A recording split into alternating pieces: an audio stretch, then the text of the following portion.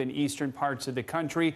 President Zelensky has said weapons will be offered to civilians who want them. Ukraine has been saying they're asking citizens to take up arms.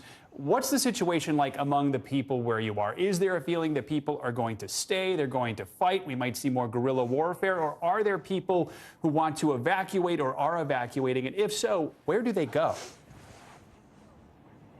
Yeah, I mean, in this situation, unlike Kiev, and I'm not quite sure why, it's kind of hard to explain, we're not seeing this rush to evacuate. There isn't this exodus that's clogging the highways.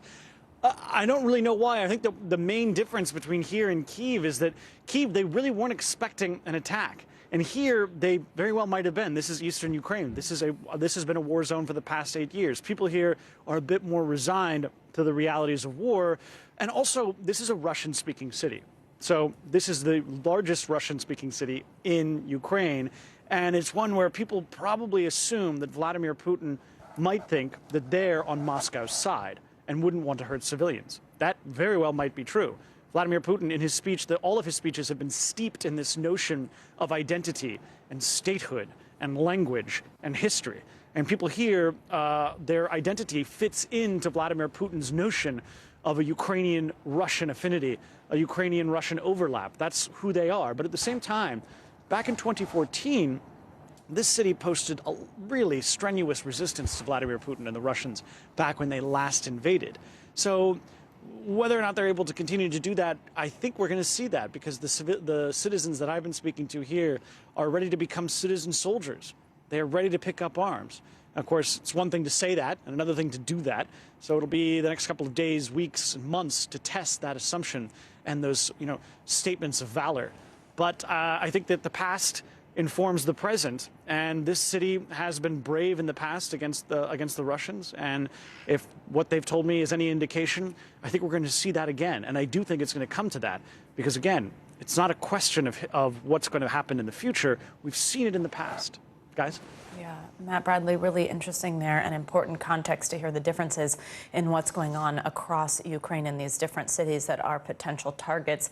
Matt Bodner, let me go back to you. And now also we actually are starting to hear reports from Russian celebrities, even Russian news anchors, kind of coming out against this, against actually seeing a war. We're also seeing Russia's currency taking a massive hit following this attack. It's actually hit an all-time low against the dollar. There have also been calls to ban Russia from the international SWIFT bank transfer system. I mean, are these or any other sanctions for that matter enough to pull Russia back? Does this make Russian citizens, as we're beginning to see, express how they're feeling? Does that mean anything to the Kremlin? What's happening there on the ground in terms of reaction to this?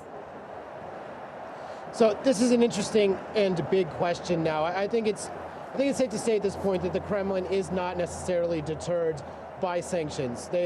They understand what they've done, and I think that they understand that that is going to very likely invite a strong sanctions response from the West. The Russian people are the new factor here because, as I mentioned, they're kind of just now realizing the gravity of the situation, and part of that is that everyone seems to be realizing that they're seeing the ruble. There's been a lot of reports today here in Moscow, at least, of runs on dollar supplies at Russian banks. A lot of people will kind of convert their savings into dollars, and this morning, one of the first things people started doing was lining up at banks to withdraw dollars or euros, and we're seeing queues, lines at banks, and reports of shortages. And meanwhile, the Russian stock exchange has seen such a catastrophic dip that it hasn't been seen since the 1998 Russian financial crisis. So there's some really shocking things now that the Russian, kind of an average Russian citizen